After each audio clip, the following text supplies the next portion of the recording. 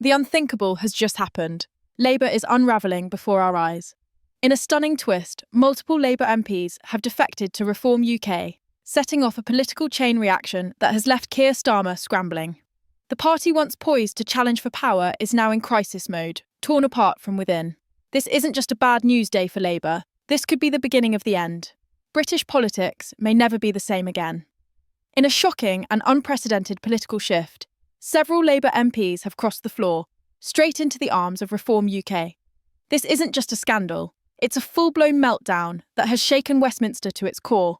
Keir Starmer, once hailed as Labour's great unifier, is now watching his leadership unravel in real time. This mass defection has thrown Labour into chaos, fractured its identity, and forced the entire nation to ask one question. Is this the moment the Labour Party finally implodes? For weeks there were whispers, grumblings of unease behind closed doors. Discontent within the Labour ranks was growing louder. Some MPs were frustrated with Starmer's constant backpedalling. Others accused him of dragging the party so far from its roots that it no longer knew what it stood for. But no one expected this level of revolt. When a group of veteran Labour MPs officially announced they were defecting to Reform UK, the political world stopped. These weren't newcomers or rebels on the fringe. These were seasoned figures with deep ties to Labour's history, now turning their backs on the very institution that gave them their careers. Why? According to insiders, the split didn't happen overnight. This wasn't some spontaneous protest, it was planned. Quietly, deliberately, and over many months, these MPs reached out to Reform UK. They weren't just protesting a policy here or a statement there. They had completely lost faith in Keir Starmer and the direction the party had taken under his leadership. What's even more devastating is the timing. Reform UK, under Richard Tice, and bolstered by the return of Nigel Farage, has been gaining steam. Once considered a fringe movement, Reform is now planting its flag inside Parliament. With Labour MPs on board, their message suddenly carries weight.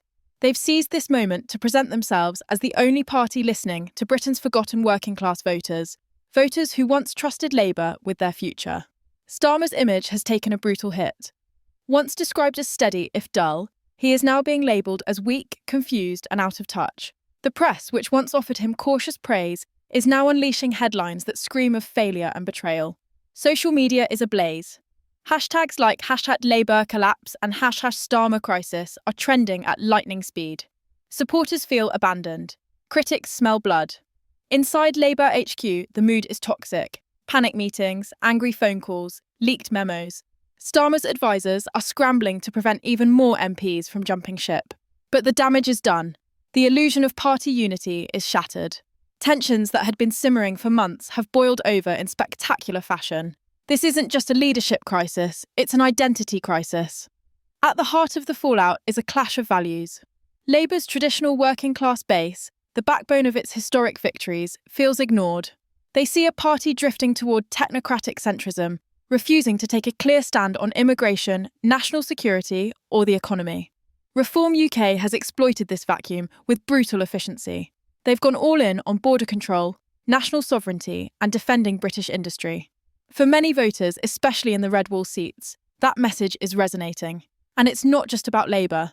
The Conservatives are feeling the pressure too. Reform UK's rise is splitting the right-wing vote, creating a volatile political battlefield. The old rules no longer apply. Strategic alliances are collapsing. Long-standing party loyalties are being rewritten overnight. British politics is no longer a chess match. It's a knife fight in a dark alley. Outside the halls of power, public trust in politics is disintegrating. Years of broken promises, shady deals, and lifeless leadership have left voters bitter and sceptical. Reform UK, with its brash tone and populist slogans, is tapping into that anger. Their rallies are growing. Their social media following is exploding. And now, with real MPs in their ranks, they've become a threat the establishment can't ignore. For Keir Starmer, the options are grim. He can attempt to reassert control, tighten the party's grip, purge the dissenters, and double down on his current path. But that risks even more defections and a permanent split. Or he can change course entirely, reconnect with Labour's roots, redefine its mission, and admit his leadership has failed. Either way, his political future hangs by a thread. Meanwhile, the next general election has gone from predictable to explosive. Reform UK is no longer a protest vote. They are now players on the national stage. If they gain more MPs, if more defections occur, the entire electoral map could be redrawn. Safe seats, gone. Party strongholds demolished. British politics is being rebooted in real time.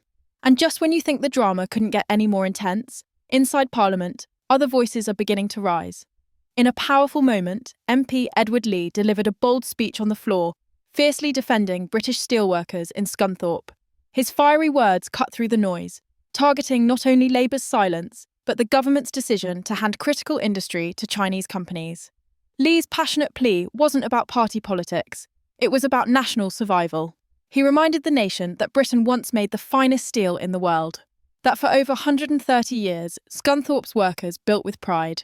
And now, thanks to short-sighted deals and crushing energy costs, they are being forced out by cheap, inferior imports. Lee didn't hold back. He called out China, questioned the sanity of green levies that are crippling UK industry, and demanded that we never again let foreign powers take control of vital sectors. His final line rang out like a battle cry: "Let's make Great Britain greater again." In a week of betrayal, chaos and collapse, Lee's speech offered something rare: conviction. So what happens next? Will Labour heal or break apart completely? Can Starmer survive the storm, or will he be forced out by his own MPs? Is Reform UK a passing surge, or the start of a political revolution? One thing is certain: Britain is no longer playing by the old rules. The game has changed, and the consequences will echo for years to come. What do you think? Is this the end of Starmer's Labour, or the rise of something new? Drop your thoughts in the comments, because this story is far from over.